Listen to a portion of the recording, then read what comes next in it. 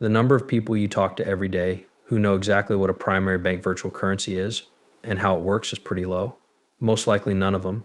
That's why I said you already know. Because when we really look at what's going on in the world, everything is moving so quickly that no one is paying attention all the time.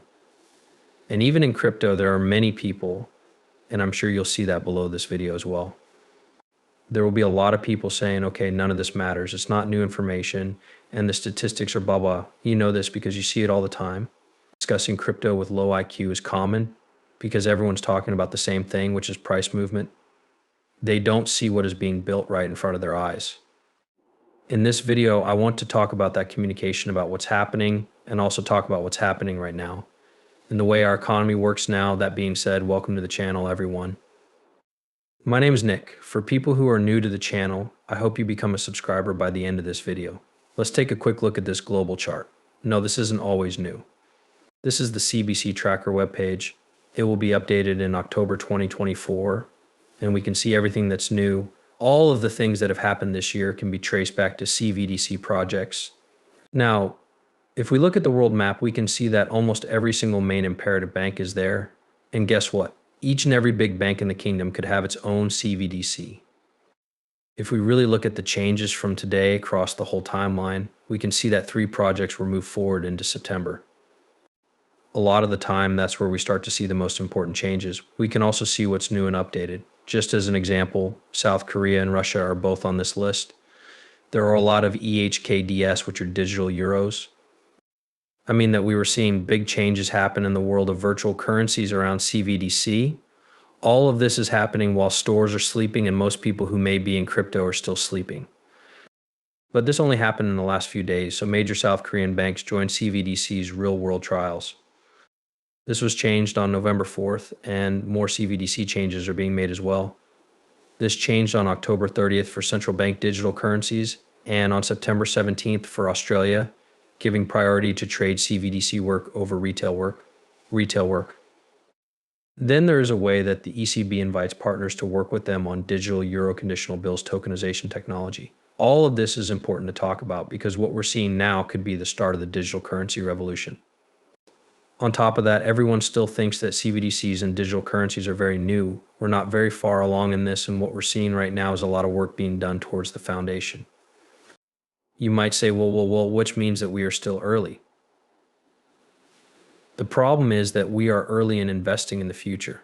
We're still not done with the work that the central banks have done, because you have to remember that those central banks are in countries all over the world.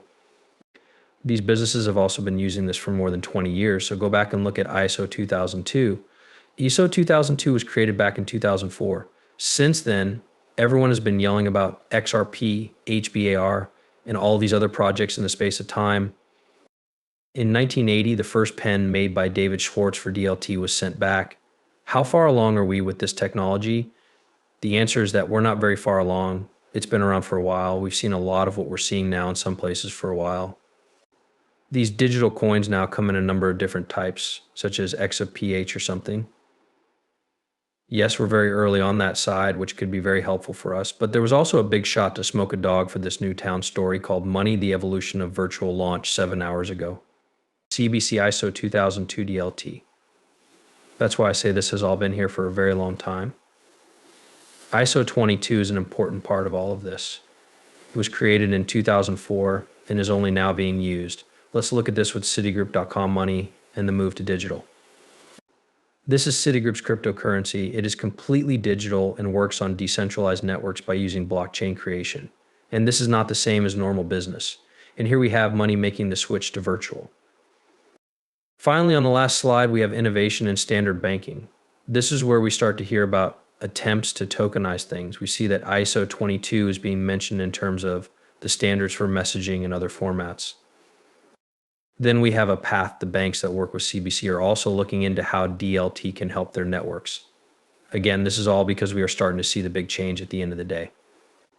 You already know these private region people if you understand that traditional finance is coming together with them. But they may also be coming together with the digital part of everything. You know that the big players who have helped make some of these ledger systems better are now talking with the biggest banks and other important businesses. The companies that are available, which are really kind of pulling the strings. And if we look at the ending spot there, right, we are at a crossroads in the history of cash with many possible future tracks being tested in a variety of business experiments. We are entering a new era that is opening up new ways for money to look and work. Risk-based and time-neutral control is still important for all types of cash. For progress to happen, the public and private sectors need to work together. Standardization and interoperability are very important in the virtual financial system because value should be able to move freely between jurisdictions and business platforms. Also, I think you should pay attention when we look at the BRICS, for example, because I keep talking about this gold product. You are aware of the basic economic process that tells you that gold is the most important thing. It's the piece that keeps everything together. I do think that the gold will be that piece. I think that when we look at gold as it is given on the chain through tokenization, it will be broken up into smaller pieces. Things are going to start to change. You should know that Overlook Coins cash is already being taken out and will keep going. But when we look at the BRICS again, that's another important piece of the puzzle that proves this has been here for a while. After the 2008 financial crisis, Russia and a few other BRICS countries began to store gold again in 2010. Over 20% of the world's gold reserves are now held by the BRICS countries. At the same time, China recently became the world leader in gold production. So if we talk about this as a whole, and some people are just worried about the BRICS overthrowing the green back into the US, they're all in agreement on this big flow. Also, the FOMC meeting with Jerome Powell is coming up, which makes things even crazy.